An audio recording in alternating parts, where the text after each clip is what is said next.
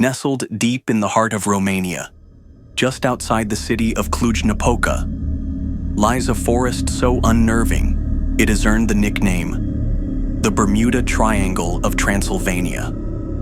Hoia Baciu is no ordinary woodland.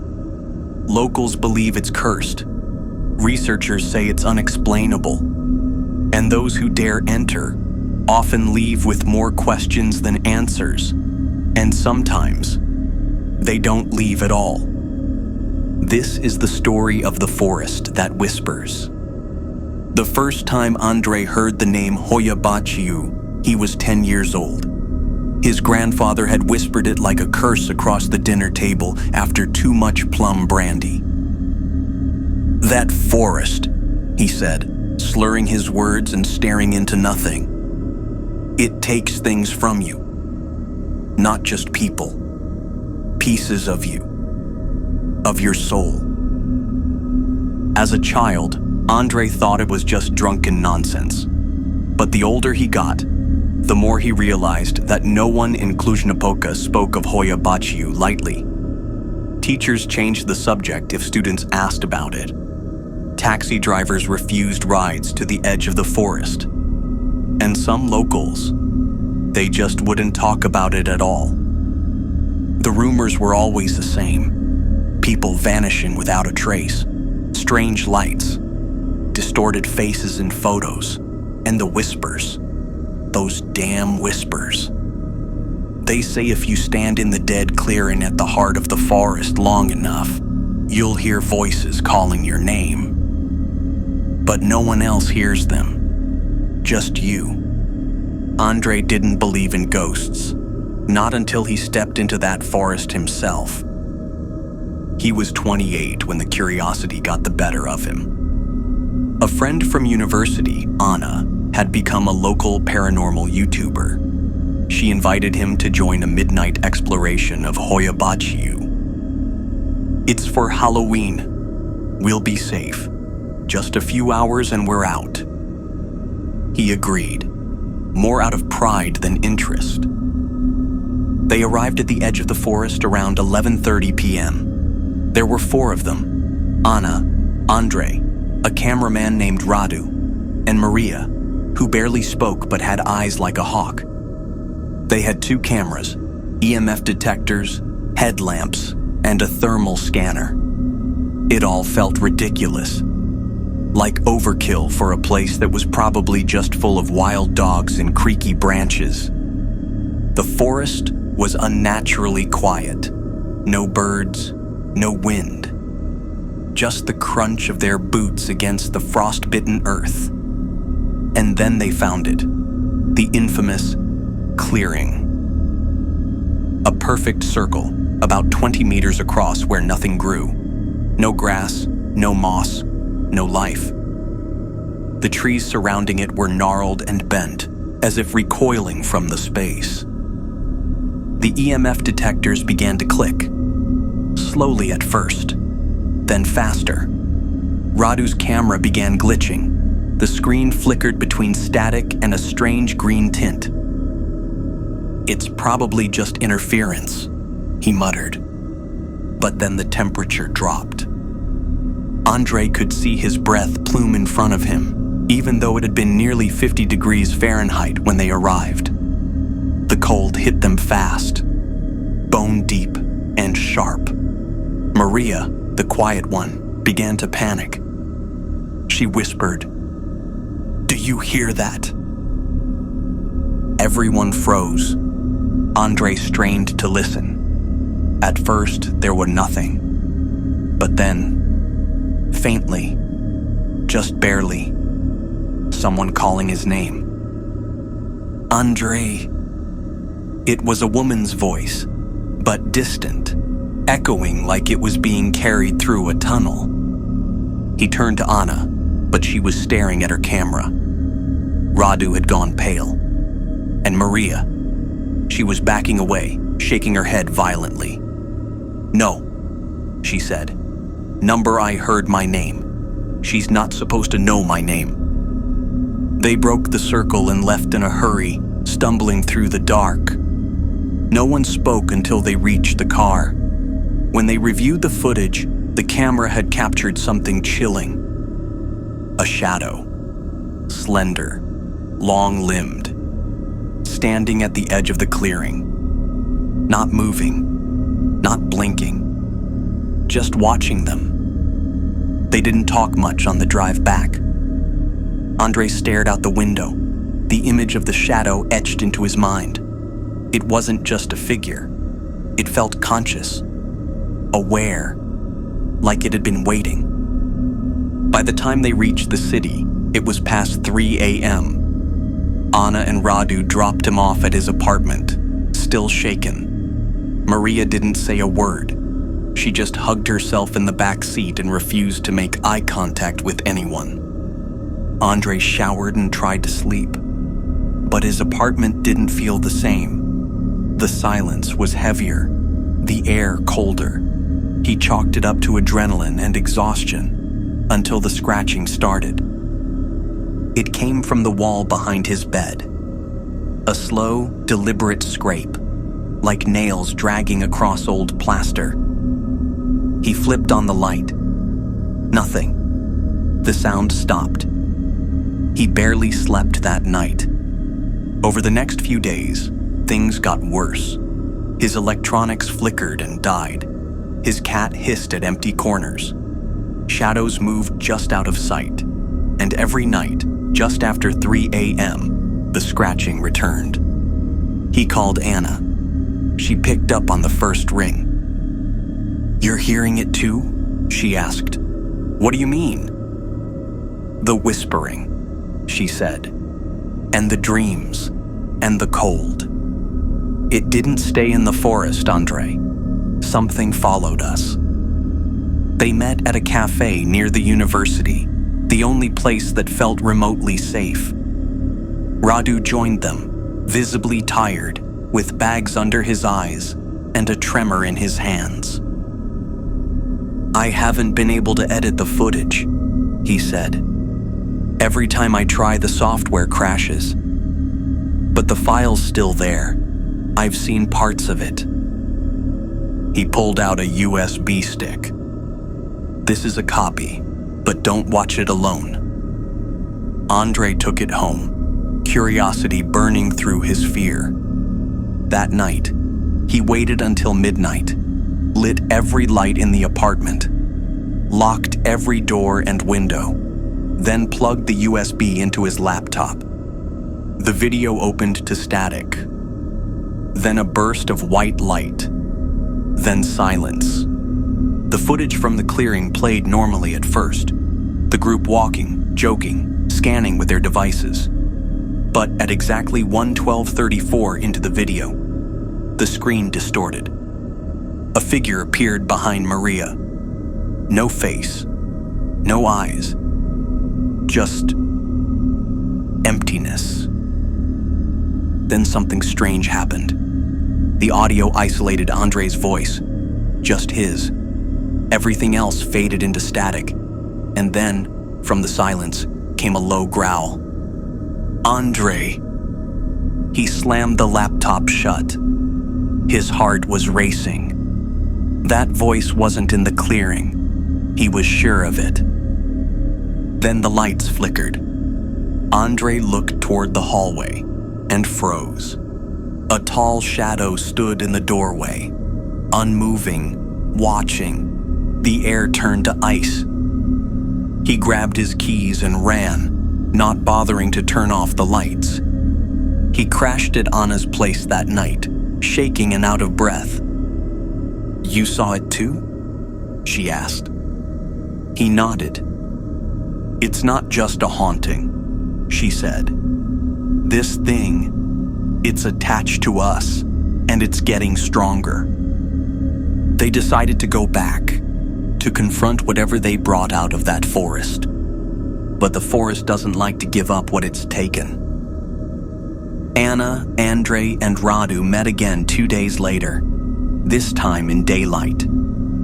There was no small talk, no jokes, just a silent understanding. They had to go back to Hoia Baciu. Maria didn't come. She stopped answering texts altogether. "We need to know what it wants," Anna said, her voice tense. "If it followed us, maybe it left something behind. Or maybe we disturbed something that should have been left alone." They prepared better this time. Not just cameras and gear, but old Romanian protections too. Andrei carried a talisman his grandmother once gave him, said to ward off things that don't belong here. Radu brought salt. Anna had blessed candles and a small cross. They entered the forest around 5 p.m., hoping to set up before dark. The place felt different this time. Not quiet, aware. Like the forest was waiting for them to return. As they got closer to the clearing, the temperature dropped again. The sun vanished behind a cloud that hadn't been there minutes before. The world turned a dull gray. The clearing was exactly as they left it, lifeless and eerily perfect in shape. But this time, the center wasn't empty. Something was buried there, or had risen. The ground was disturbed, the soil darker than the rest. Flies hovered over a patch of loose earth. Anna gasped as she uncovered something from the dirt. A leather satchel, old and rotting. Inside it, a child's shoe, a rusted coin, and a faded photo of a woman holding a baby. Andrei recognized the forest in the background of the photo. Suddenly, their equipment shorted out. Cameras died. The EMF reader burst with static, and that's when the screaming started. It wasn't human, not quite. High-pitched, overlapping cries echoed from every direction. Shadows moved between the trees, dozens of them, watching. Andrei dropped to his knees, clutching his head. The whispering had returned, louder than ever. But it wasn't just his name now. It was memories, twisted and broken. His mother's voice. His grandfather's deathbed whisper. His own childhood screams. It was inside him. Anna dragged him to his feet. "We have to leave. Now!" But Radu was frozen in the clearing, staring at something none of them could see. "It's her," he whispered. She's beautiful." He stepped forward and vanished. Just like that. Gone. Without a sound. Anna screamed. Andrei pulled her away, back through the twisting trees, the shadows following, the forest shifting behind them. Paths turned to dead ends. Their GPS glitched wildly, and the screaming didn't stop. It took them nearly 2 hours to get out, but it felt like days. When they finally emerged from the tree line, the forest fell silent again. Radu never returned. His footage disappeared from every device. His name didn't even appear on their group texts anymore. It was like he'd been erased. Anna and Andrei made a pact. They would never go back. But the forest wasn't finished with them yet. The whispering still came at night. And in their dreams, they saw the clearing. And a figure, standing there, waiting. As night fell deeper over the forest, the air grew thick with an unsettling stillness. The trees, usually alive with the sounds of nature, seemed to hold their breath. The stories of Maria's silence echoed in the minds of those who dared to venture too far into these woods. But as the years passed, the tale of the haunted forest became more than just a ghost story. It became a legend tied to something older, something darker than anyone had imagined. Maria's silence had become a curse, but no one knew why. The deeper you went into the forest, the more the air seemed to press against your ears. as if the forest itself was trying to stop you from hearing something. What Maria had witnessed, or perhaps had been forced to witness, was still alive in the trees, in the moss-covered rocks, and in the thick mist that would appear without warning. The whispers of the forest, once faint and elusive, were now growing louder. A local historian, Dr. Clara Wolfe, had long been intrigued by the story surrounding Maria's silence. Her research had uncovered some unusual patterns in the village's old records. The forest where Maria had disappeared had once been the site of a forgotten settlement, an ancient, pre-colonial village that had been lost to time. The settlement had been abandoned under mysterious circumstances, with no trace of its inhabitants ever found. Dr. Wolfe's research pointed to a terrifying theory. The forest, she believed, had once been a sacred site, a place where the land was believed to hold ancient power. Some even claimed it was cursed, a place where the veil between the living and the dead grew thin. There were legends of a ritual, an offering made by the village elders to appease something that had lived beneath the earth for centuries. They had called it the Beneath, an entity as old as the forest itself, bound by the earth's ancient energy. It was said that the silence of Maria was a part of the ritual.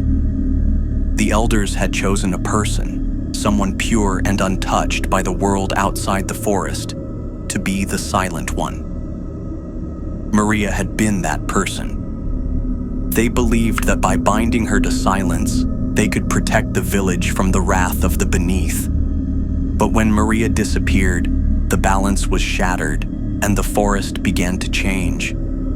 Strange happenings became more frequent. Animals disappeared. People started hearing voices at night, and a thick fog would roll in without warning, swallowing everything in its path. The historian's discovery set off a chain of events that would forever alter the fate of those who lived near the forest.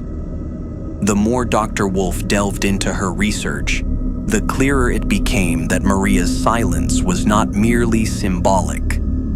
It was a prison. And when the silence was broken, when Maria's voice was lost to the forest, it had unleashed something that had been lying dormant for centuries. A chill ran down Dr. Wolfe's spine when she discovered an old account, a letter from a village elder who had lived through the tragedy. The elder spoke of Maria's final moments, of the terror in her eyes as she was bound to the forest. The elder described the night when Maria went into the woods for the last time, never to return, and the blood-curdling scream that echoed through the trees before she vanished into the mist.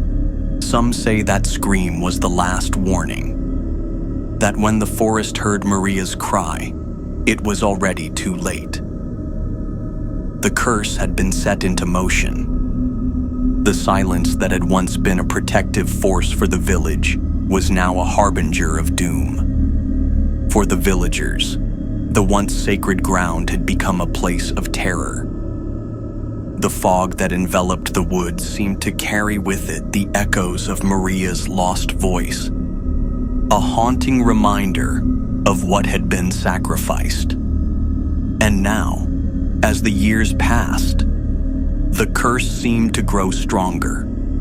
The forest no longer tolerated the presence of the living for long.